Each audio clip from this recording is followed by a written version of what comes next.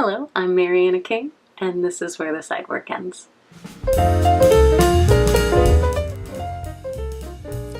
Forget the corned beef. Today, in honor of St. Patrick's Day, I'm making braised lamb shoulder chops. Let's get started.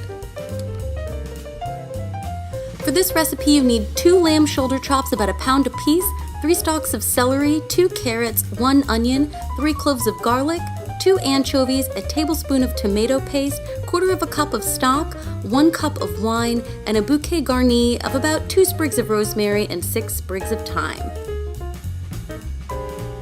First, pat the lamb chops dry with paper towels and season with salt and pepper. In a large hot pan, melt 1 tablespoon of butter and a tablespoon of olive oil. Brown the lamb on both sides, about a minute on each side, and remove to a plate.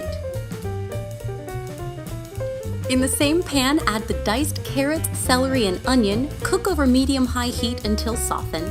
Then add the peeled garlic cloves and cook about 30 seconds. You'll melt the anchovies into the sauce, then add the tomato paste, stirring to combine so it caramelizes evenly. Then deglaze the pan with the wine and stock, scraping up the browned bits at the bottom. Bring to a boil, then return the lamb and accumulated juices to the pan. Reduce the heat to a simmer. Cover and cook over very low heat until the meat is fork tender, about 1.5 to 2 hours.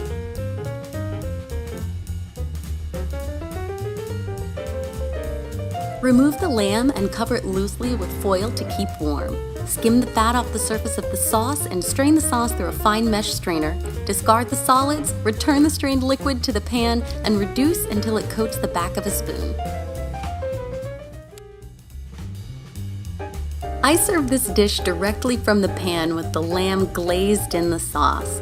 Serve it on a bed of mashed gold potatoes and top with a nice green gremolata, just a rough puree of parsley, lemon zest, and garlic. A nice Irish ale wouldn't be out of place alongside this dish. I featured shoulder chops here, but I also use the same technique for lamb shanks. Just double the rest of the ingredients as the shanks need more liquid to cover them. The idea is to elevate a humble cut of a humble animal, not run all over town looking for the priciest cuts. So whatever you find in your local market or your local butcher shop will absolutely do. I hope you have a brilliant St. Patrick's Day wherever you're celebrating, and I'll see you again soon where the Sidework ends.